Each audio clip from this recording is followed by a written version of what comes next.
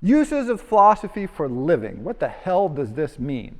Generally, what I want to do is, over the course of the next 8 lectures, talk about what philosophy is, why we need philosophy, and then how you apply philosophy, again, for living.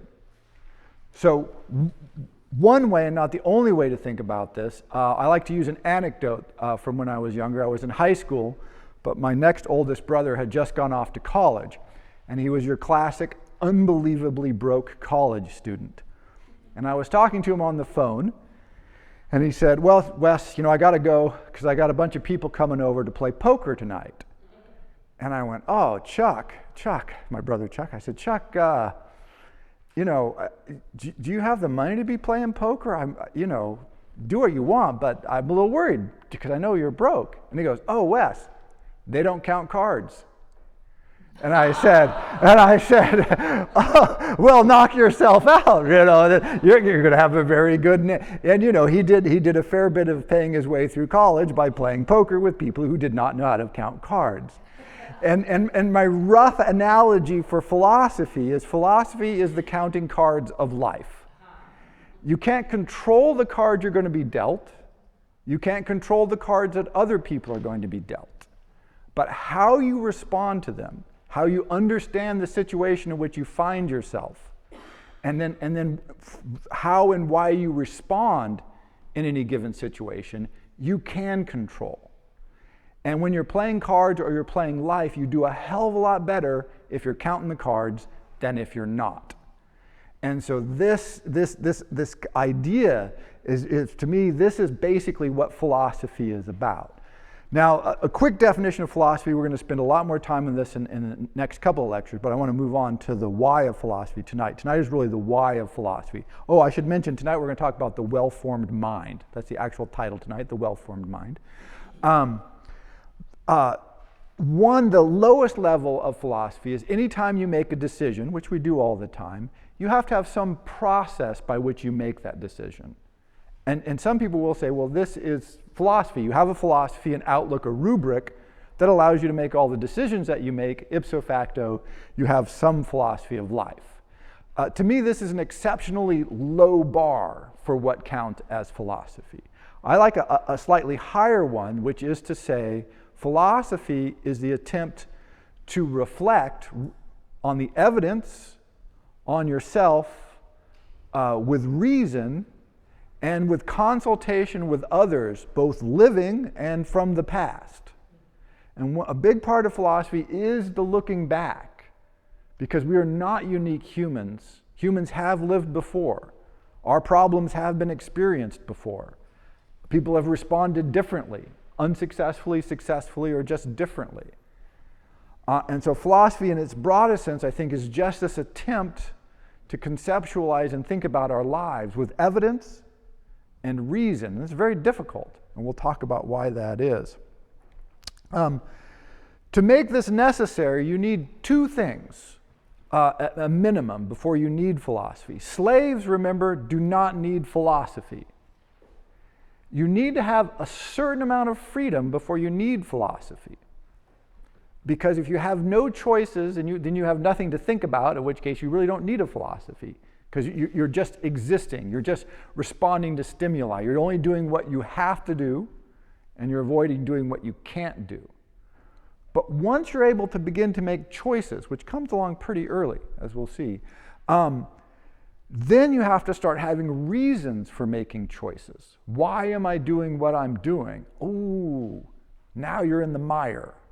We're terrible at this, by the way. One thing human history has demonstrated quite clearly, we have no capacity for this kind of thinking. We're just not good at it. And philosophy is sort of steps in to try and fill that void. So if you look at the major epics of philosophy in history, they coincide very strongly with periods when people's opportunity or force to think about their world increases. So the Confucian Revolution in China comes at an incredibly stimulating period in Chinese intellectual history because the social order had broken down and a new order was emerging. So there was not total chaos, not that helpful. But there wasn't a rigid hierarchy either. And so Confucius and a lot of other thinkers at that time were trying to figure out, well, how should we put back together the social order? So there was a lot of thinking. It was very vigorous. The Greeks, this is why the Greeks keep coming up, because they lived at a time where a large, relative to the ancient world, number of people had freedom, had an opportunity to choose. And then when they had the opportunity to choose, they could start thinking about, well, how do I want to live? What's the best way to live? Whom should I love, right? The symposium, the great debate at the center of Greek philosophy, whom should I love and why? I mean, what more profound human question is there? How much pain do we suffer when we get that one wrong, right? And how much joy do we experience when we get it correct? You know, so that is a real, profound, philosophical question at the heart of every person's existence. Whom should I love? Why? How? How much? And it's right there from the beginning. But that only comes into play when you have the choice. For whole vast swaths of human history, it didn't matter who you wanted to love. There were so many prescriptions and restrictions and enforced marriages and relationships that your desire really had zero to do with it. Only a very limited number of people had any choice at all. So you need both some freedom of choice about things that matter to you, and then you need some sort of critical mass of people who have that freedom. Because when you have a tyranny, you have one person thinking. That one person is theory is free. It turns out they're not really that free. But it really doesn't make for great philosophy because there's just one of them. But if you get a group of people who can disagree, by the way, again, part of this has to be the freedom to disagree about things, then you begin to almost every time in history, you get this upwelling of philosophy.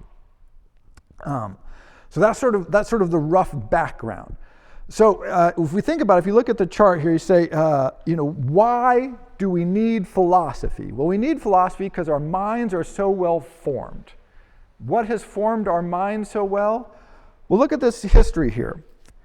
Tool use and civilization, I've titled this. 2.6 million years ago, we call this the beginning of the lower Paleolithic, early stone tools and the possible controlled use of fire by about 1.6 million years ago, with definitive evidence of controlled fire use, meaning fire pits and all that, by 300,000 years ago. But 2.6 million years ago, our ancestors, probably Homo habilis in this case, began using tools. And we always think of tool use, that profoundly human moment. It is a profoundly human moment.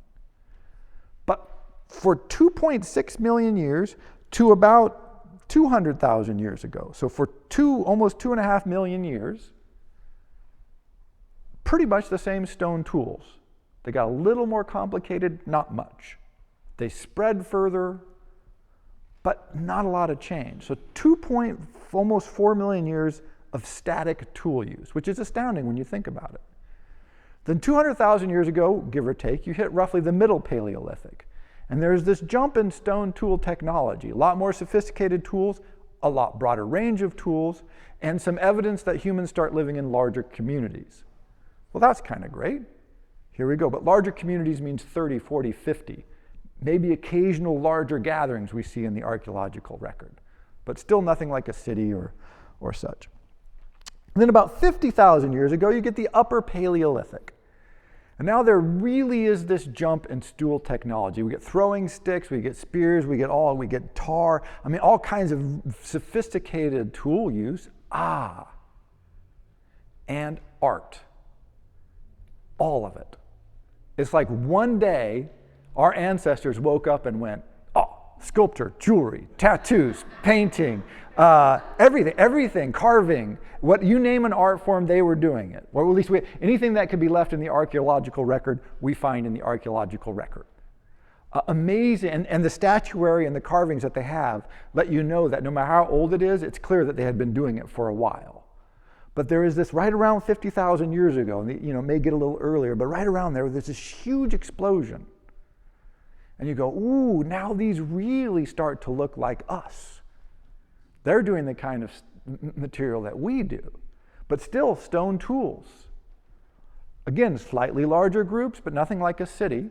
maybe 100, 200 now, but not too much. They start to harvest grains, wild grains.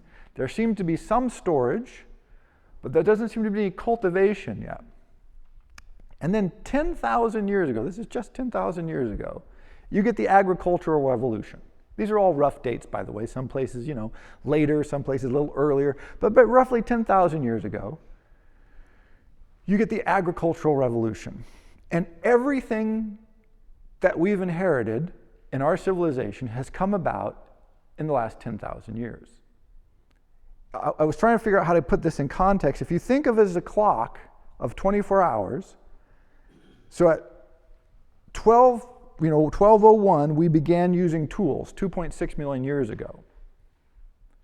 The agricultural revolution, go 24 hours, right, around, go 12 again, then come around and stop just short of 12 by about 5 minutes. In the last 5 minutes of our evolution, we have gone from stone tool use, very small communities, limited diet, no writing, some art, to today. An extraordinary, explosive, and transformative, mind-blowing, absolutely, just unbelievable change. To imagine that the largest community that anybody probably lived in 10,000 years ago was maybe 500 people. Probably not, but let's just go crazy, say 500.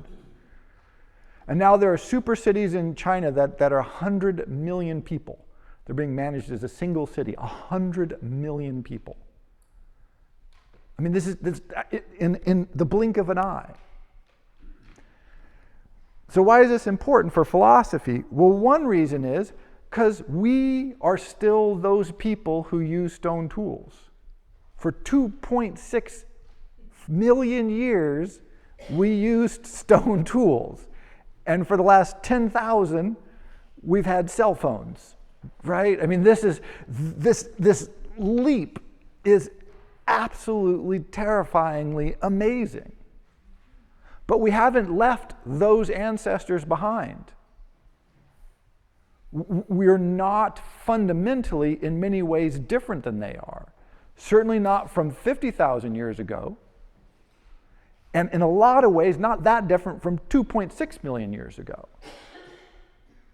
One reason we need philosophy is because we have this dramatic and fundamental schism in ourselves. We evolved to live in small groups, using simple tools and eating one kind of diet, and we find ourselves living in vast expanses of humanity, using unbelievably complex and sophisticated tools, and eating anything that doesn't move and lots of things that do, right? I mean, we just, everything has changed. They say that the human mind, there's some limit. They say, we can really recognize and know like 400 people because that's what we're, sort of bred for. That's our evolutionary capacity because you never encountered large groups. And now we live in cities of millions. We're just not cut out for it. We love it, by the way. But what happens is we're essentially stone tool using men and women in multi-million person cities. And this creates all these fundamental conflicts that we'll talk about. So one way our minds are well formed is by this long evolutionary arc. Millions of years of stone tool use, 10,000 years of living in cities. And really, it's only about, 40 years ago that half the population lived in cities. We just crossed that line not too long ago. So even that recently, most people still lived relatively rural existence, which is to say smaller communities, closer to nature, less densely packed. But now we're rapidly moving to cities. This has been happening throughout history, but now we're really putting our populations in cities. And people love it, by the way. This is being enforced on us. We really do seem to like it, or many people do. So this is one way our minds are well formed. The second way our minds are well formed, and I want to go, this is important, is simply by being. We're born. Hey, this is great because that means we're alive. Excellent. Good for us. But then think of what happens to you when you're born. So very young children, and these are great experiments, by the way, make accurate inferences from experience and evidence. One of my favorite ones here is they have video, you can look this up, of babies, and they roll a marble down a ramp. And I mean, these are infants. These are like 6, 9, 1-year-olds. And they watch the marble, and it gets to the bottom of the ramp and hits a bell or something, and they smile, and they go, wee. And they roll it again, and it goes, wee. And then they put a little screen in so they can't see the marble go past the middle of the ramp. And then they roll it, and it goes down, and it hits the bell, and they smile, and they're, oh, wee. And then they let the marble go, and the baby looks to where it's going to come out of the ramp, and it doesn't come out. And they go, oh. And they get this shocked look on their face, like, where did the marble go? Their experience had trained them to infer that that marble should keep going. And when it doesn't show up, they're like, oh, where did the marble go? Right? They've learned the sort of the notion that things that exist tend to continue to exist. We're really good at these kinds of inferences from very little. What we're terrible at is reasoning.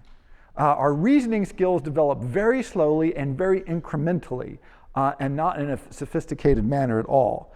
And it turns out that basically by around 6 to 8, children begin to recognize that, hey, some people see the world differently than I do. Now, this is a huge leap, because this is what allows you to go to school and go, hey, I'll trade you my bologna sandwich for your cupcake. Because we've learned that that person likes bologna sandwiches more than they like cupcakes, which is, of course, a sucker bet, because cupcakes are clearly superior. But I've learned that their view on this is different, and I can respond to it in a rational way. So that does begin to develop by about 6 to 8. But it's really not until about the time you hit puberty, this is not an unrelated event, that your critical faculties for abstract reasoning and what they call executive cognition or executive function, which is the ability to control what you're thinking about, begins to kick in. And I think this is hilarious, that your capacity to think and puberty should hit simultaneously, right? That's just not fair. Right? It's sort of, you could think, but you're here to have some hormones. Try to think now. Here's some more. Try to think again. You know, it sort of screws you up entirely. But these come on together. Our minds do not begin developing in their executive function or critical reasoning until you're about 25. By the way, this is why you can't rent a car until you're 25. The car rental agencies have worked this out in great detail. Is that you really don't control your thinking and your responses to your rational ideas very well until you're about 25, and both of those are important.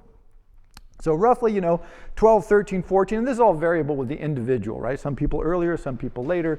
It's an arc with humans. But now think about this. So let's just say you really start to get that rational, self-reflective cognition. You're able to control the patterns of your thinking at 16. Just pick a number. Now think of everything that you've experienced and learned by the time you're 16. The patterns that have been laid down. One, language. We don't choose the languages we learn as kids, we just learn them. They're just ours. And so how you think, how you react to the world, the language you think in, the language you expect to be surrounded by, that's just given to you or put on. I mean, you have no choice, you just take it in. So all the influence that has. What food should you eat? When should you eat it? How much should you eat? Right? You go around the world, different cultures eat different foods. You've acclimatized to that incredibly well. I mean, the biota of your body changes depending on what you eat. So, you actually have a different sort of digestive system. Language, habits, speech, methods of speech, sleeping and eating, history, religion, gender roles. How do you respond to people's genders? How should you dress? All these patterns that seem natural, that we take for granted, that are just in the air, in our culture. What kind of buildings do you live in? What's your relationship with nature? Do you kill cows and eat them, or do you say, don't kill cows because we're vegetarians, or do you say, I've never seen a cow before? Where do cows come from? All of these sorts of structures that influence our mind, our behavior, our ideas, our conception of the universe, and our take of the physical world are in us in an incredibly powerful way before we have the capacity to think about them in any significant manner. And then we begin to wake up, if you want to think of it in that terms. Because there is those moments, we've all had them, where we go, hey, wait a second. What? Why are we doing this? And we start thinking, and we go, and this is why you have conflict. And people always say, oh, young people conflict. It's like, well, absolutely, because they're beginning for the first time to even have the capacity to go, hey, now wait a second. What if I don't want to eat meat? What if I think that we shouldn't kill cows and eat them? Well, we've always done that. Well, why have we always done that? Right? And then here it goes. And what this is an attempt to beginning to recognize that, wow, what I've learned, how I live, everything I've taken in may not have anything to do with who I am at all. It is purely random, by the way. You're born someplace, you're raised by some people. Things happen to you. And at first you have, again, really no ability to process this in any sophisticated way. Philosophy is the attempt to then step in and say, right, what am I doing? Why am I doing it? What should I be doing? What could I be doing? What do I want to do? Should I want to do the things that I think I want to do? Right? And these most seeming mundane problems are really the heart of philosophy. And we've lost this. It's one thing I want to reconnect with in this series, uses of philosophy for living. There's a great work from the 3rd century AD by Diogenes called Lives of Eminent Philosophers. And it's really the best early biographical information we have about all the early philosophers from the Greek and Roman world. And if you read it today, almost always there's an introduction, and the introduction will have this critique of Diogenes where they say, oh, well, the problem with Diogenes is he was too worried about what the philosophers did and how they lived and anecdotes in their lives, and not enough about what he thought, his philosophical system, and his ideas. This is a modern conception of philosophy, and probably the conception of philosophy that we received in school if we did study philosophy.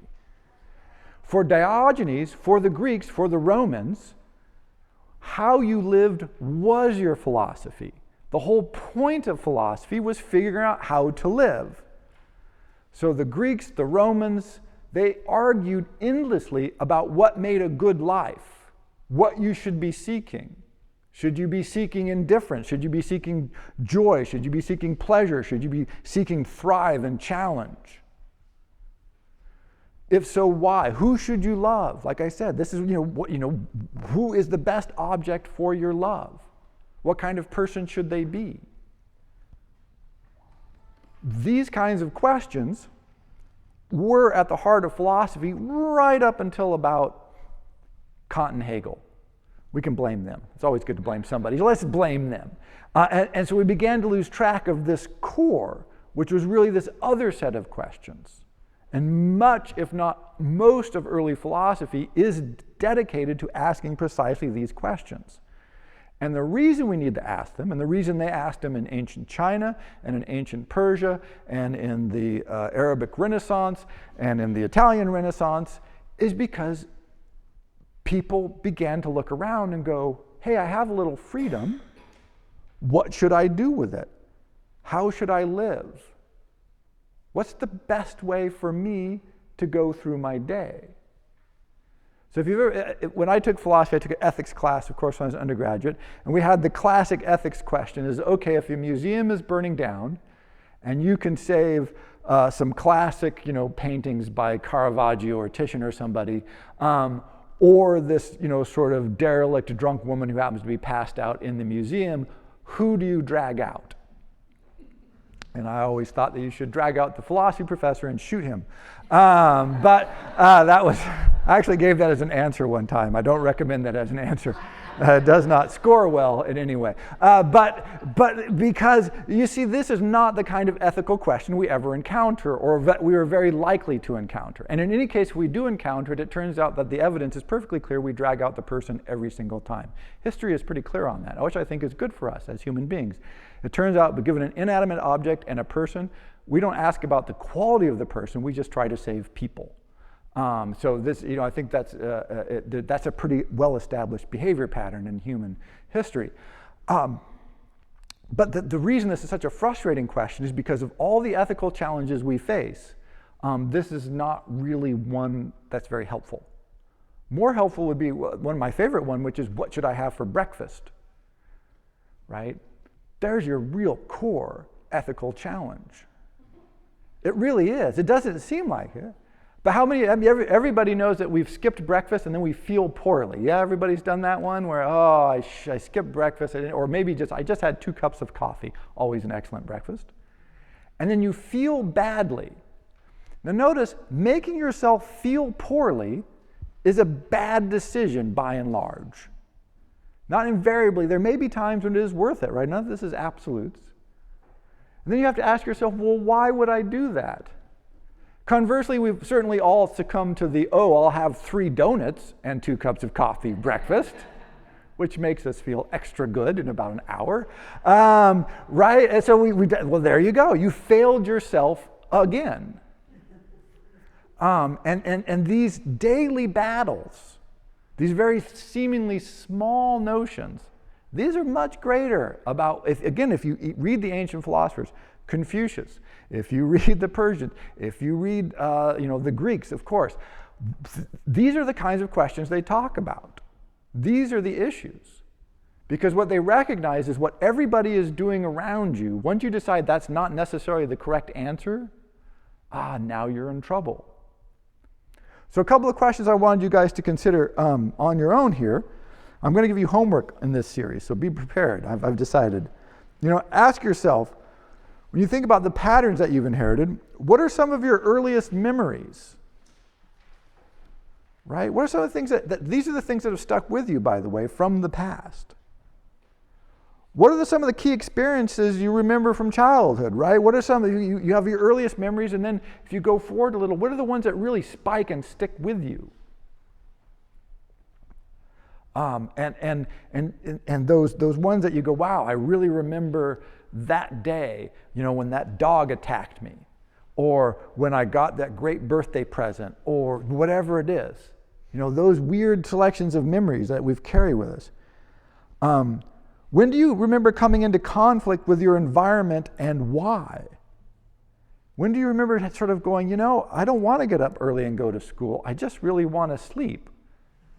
Why do I have to keep getting up early and going to school? Couldn't we start school a little later? Would that be impossible? It turns out, of course, yes. But what are these early memories of the conflicts that you run into? For me, it was when you were in kindergarten, they want you to do a lot of art projects, and it turns out I was totally uninterested in art projects. So if they gave us anything to color, I would put my crayon on the side lengthwise and just go like this until the whole paper was covered with that color, and then I'd hand it in and say, I'm done. Can we do something else? And then the teacher would sigh and say, no, color in the lines. And I was like, yeah, we're not going to do that. So, because I was so I didn't understand, it had no resonance for it. And all the other kids looked so happy. Oh, we're going to paint, we're going to finger paint. I'm like, why? I couldn't.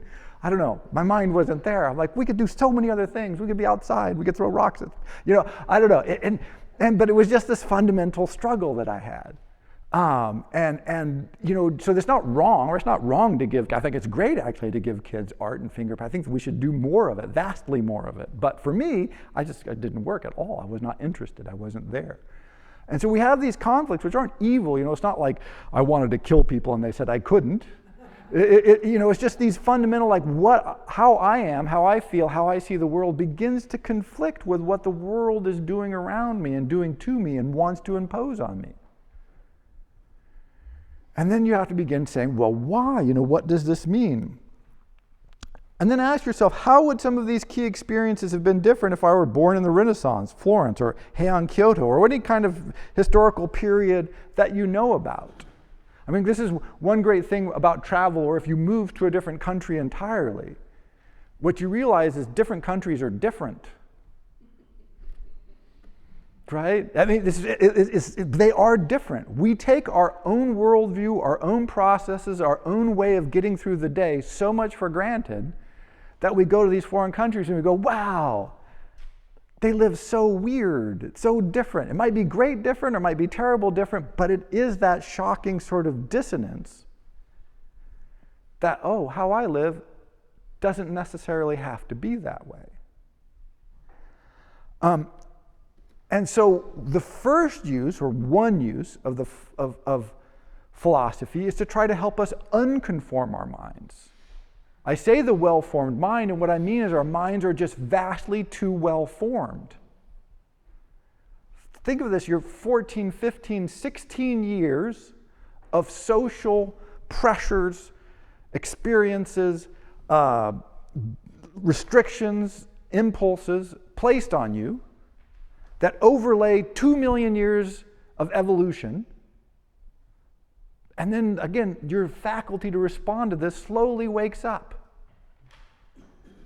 and goes, you know, when I get angry, maybe I shouldn't just run out and beat the other kids up.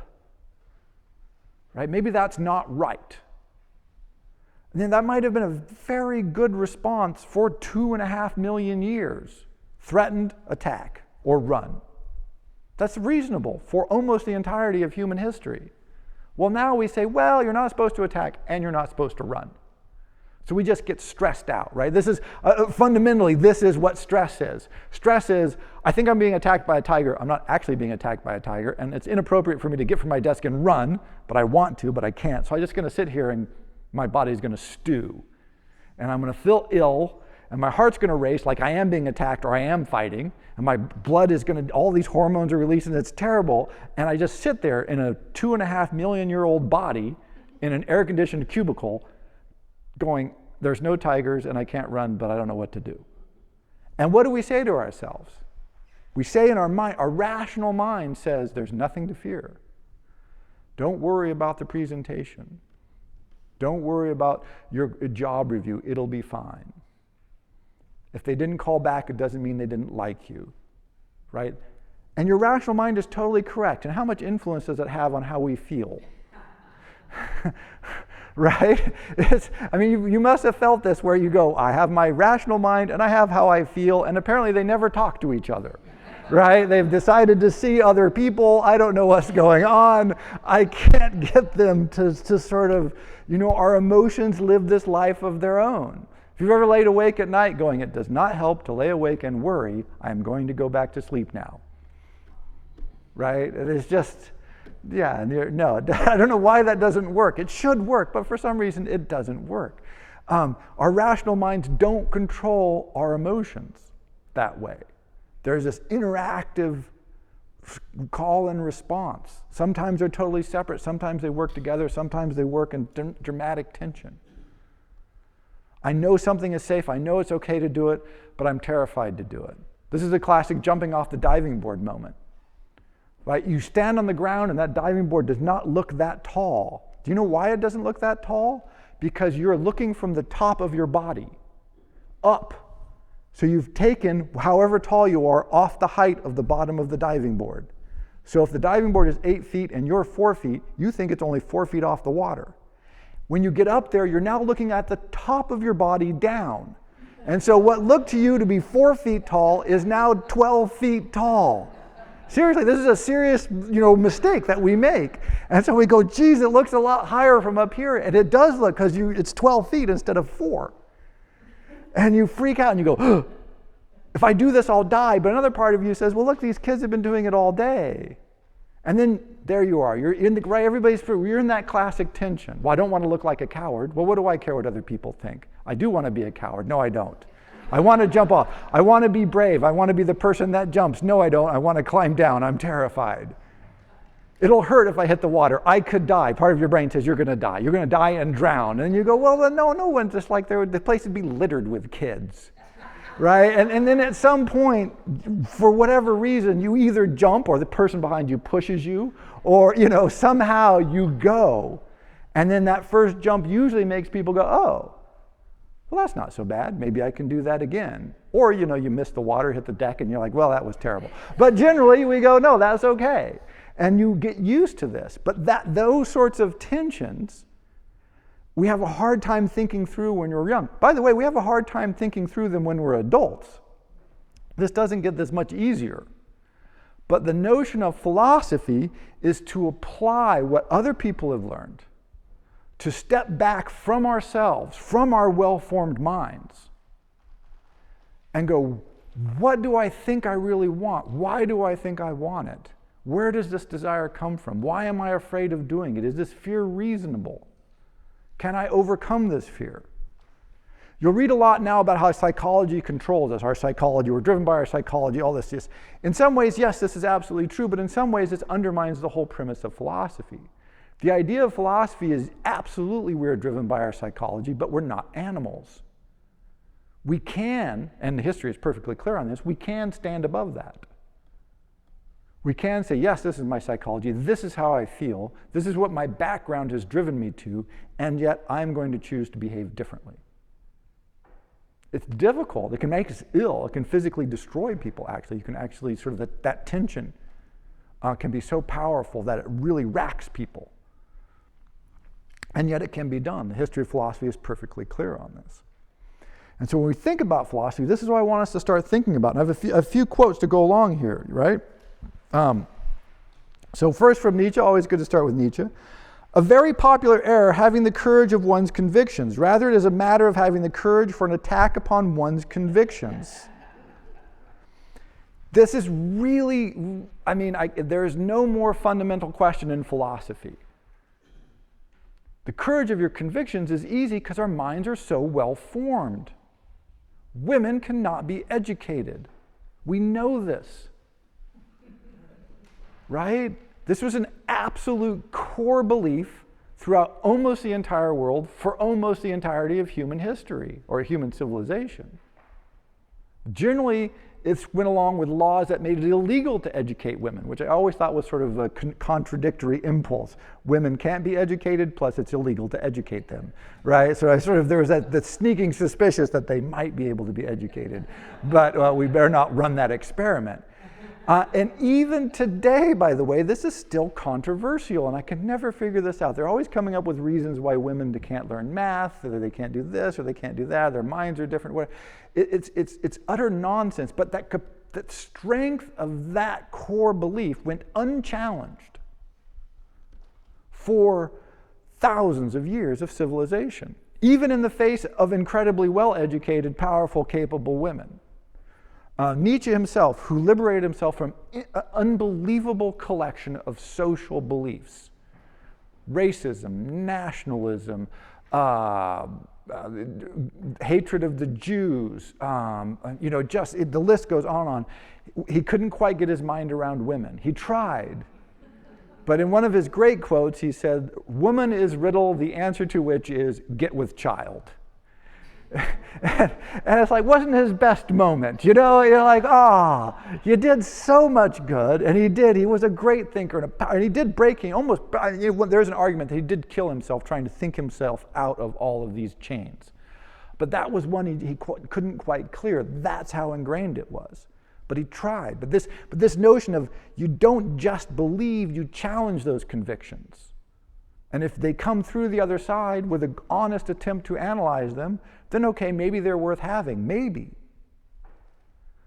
But maybe not. But so many of our fundamental convictions, we're unwilling to even think about challenging them. It's too time-consuming. It's too troublesome. It's too difficult. And this is all true. It is time-consuming, troublesome, and difficult. But that's what philosophy is. It is the impulse to take the time, the trouble, and the difficulty to go, who, and by the way, you can find this everywhere, who in history thought differently from this, and why? I've always said this, if you want to know the critique of democracy, go read Plato. He has essentially the very best critique of democracy you'll ever read. He hated democracy, and it's hard to answer many of his charges. It's all the reasons people criticize democracy today. I disagree with a lot of it, but his assault is brilliant. It's great, it's focused, it's right on target. And you go, man, you got to be able to answer those questions if you're going to defend democracy, and almost nobody can, because we just go, oh, democracy is great because it's great because we're great and it's a great country, and therefore the greatness of democracy is good. Unless we elect the wrong person, and then democracy is broken, right? Which is sort of this bizarro, it works when we like the person who's elected, and it doesn't work when we don't like the person who's elected. It's like that. Sort of shows that faith. But yeah, one thing we're going to talk about is assaulting our core beliefs.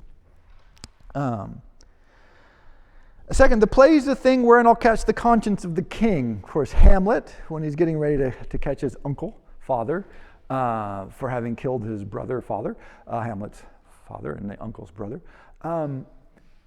The play is the thing and where I'll catch the conscience of the king. And here's a notion, and this also good. The next quote goes along with this. I may as well say both of them. Whoever makes it a rule to test action by thought and thought by action cannot falter. And if he does, will soon find his way back to the right road. One of the errors we make in philosophy, as I mentioned before, is we think of it as thinking. Now, thinking is a crucial aspect of this. But action, our actions betray us. The play's the thing wherein I'll catch the conscience of the king. He can think that he's not guilty. He can try and act as if he's not guilty. But in the moment, when he's unguarded, his actions will betray him. Of course, Freud develops this to an extraordinary extent later. But the idea is there in Shakespeare, the idea is there earlier. You are what you do. What you think is important, but it's much more important and really only becomes significant in a philosophical sense when you act on it. What do you put in action? Why? This is why I hate the question of, well, do you save the paintings or do you save the old woman? This is a thought experiment. Now, thought experiments are great. I like thought experiments, but it's one of those thought experiments that we're just never going to run. What I'm going to have for breakfast, we're going to run that experiment every single day of our lives. And we know it makes a difference. We know we feel better if we do certain things. We feel less good if we do other things. And that is, this is core, because what is the purpose of philosophy? It is to live. It is to live your life your way. And if we poison ourselves every morning for breakfast, we know it makes us feel less good. In the ancient Greek world, ancient Persian world, ancient Chinese world, they'd say you're a bad person. If you choose to poison yourself, you're a bad person. In fact, you're insane. They wouldn't have respect for you. This is why Diogenes collected anecdotes of their lives. And the anecdotes are generally these people doing either crazy or admirable things. A famous one I like now, I can't remember the guy's name, but he was famous for being indifferent to wealth or poverty. Everybody said he didn't seem to care, but he was in one of his wealthy phases, and a servant was carrying a tray of money, and this is when money was, bricks of gold and silver. And he was having a hard time carrying the tray. He couldn't handle all the money. And the guy says to a servant, look, just dump out the money you can't carry. Just dump it out. Why are you fighting like that?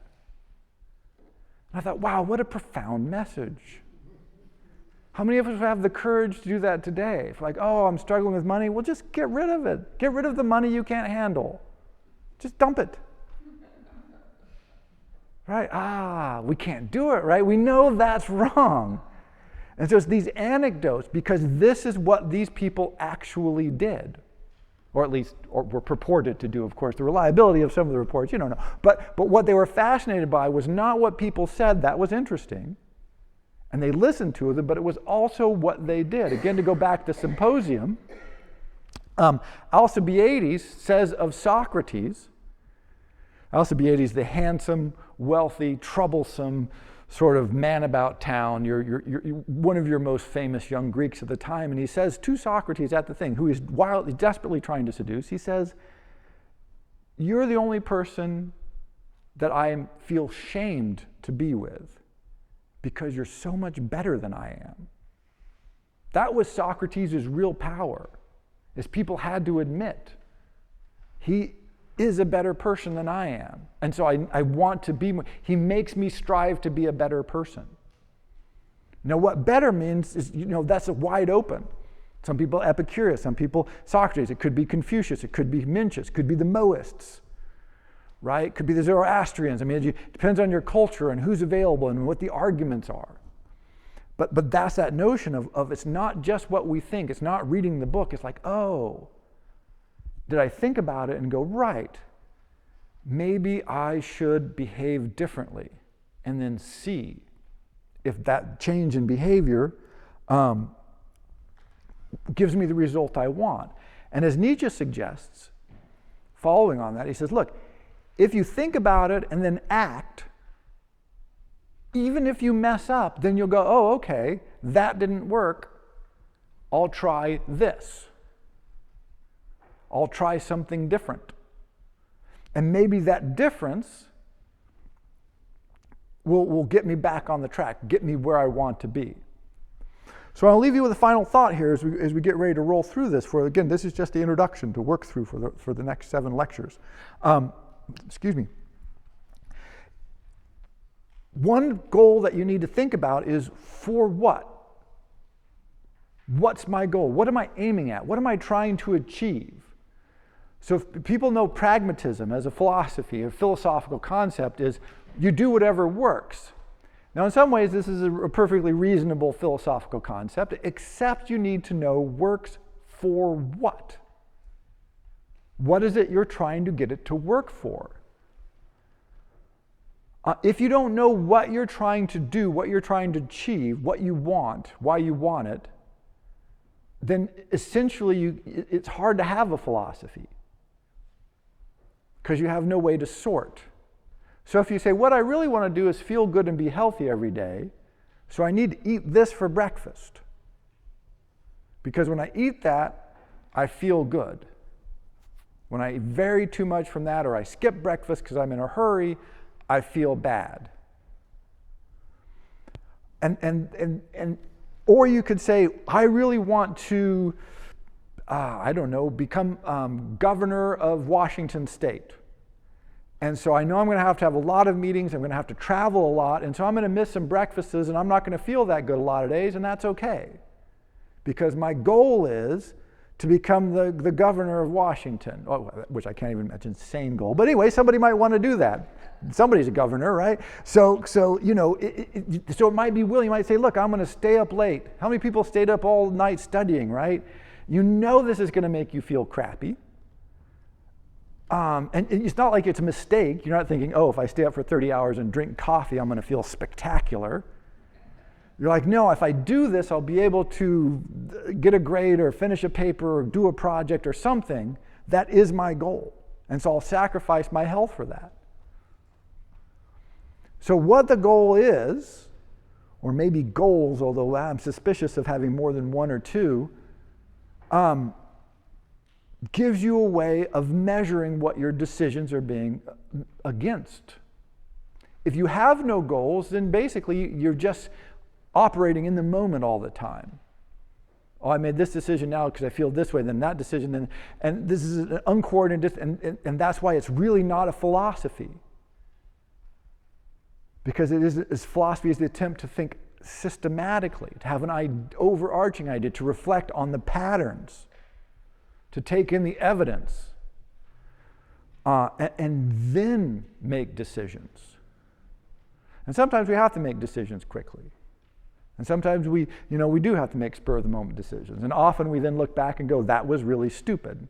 Or that worked out surprisingly well, given that I didn't think about it for 10 seconds, these kinds of things. But given the opportunity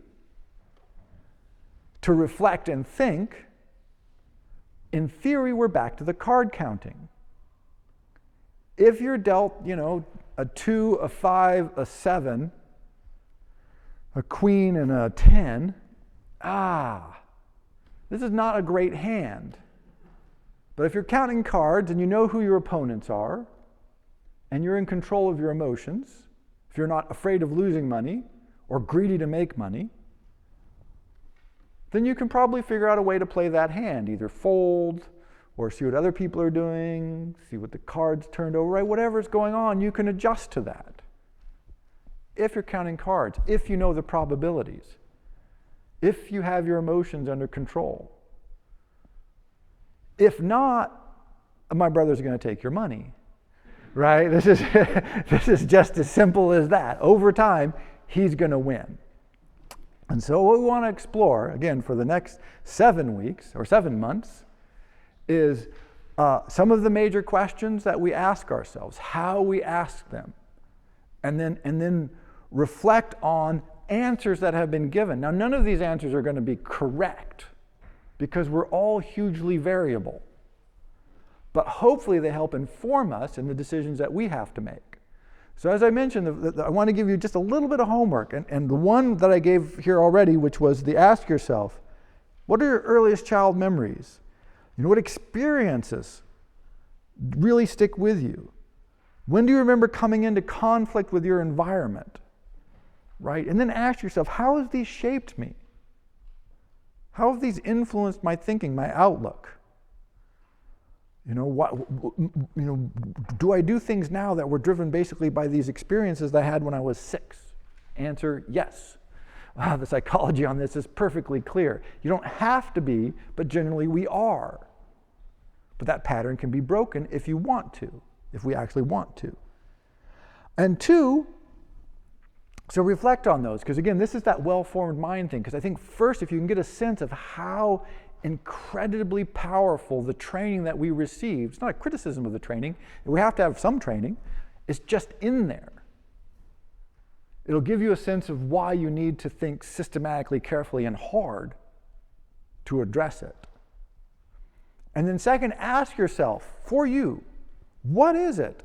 What is my goal? What am I shooting for? What 1 or 2 things are really top of my list? Beauty, joy, relationships, wealth, fame, achievement, love, experience.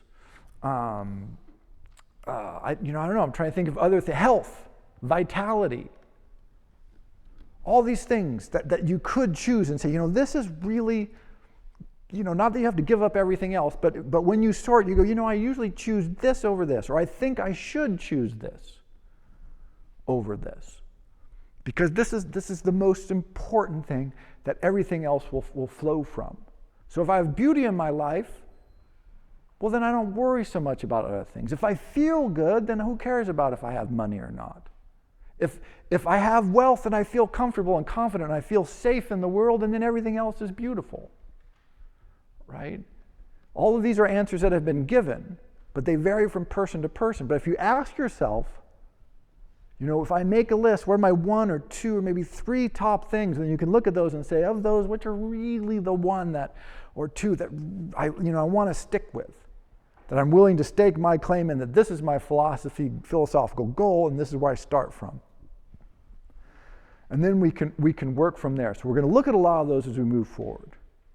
But this is the idea of the uses of philosophy for living. It's not an abstract concept to think about a bunch of things that people have thought in the past in complex, logical, rational, irrational ways. It's a concrete attempt to apply the great thinking from the past to the problems that every human being faces, to the decisions that we all have to make because we're human beings. And so that's what we're going to look at as we go forward. But remember, basically, you'll just be more successful at whatever you want to do if you count the damn cards. So thank you very much, and I'll take questions.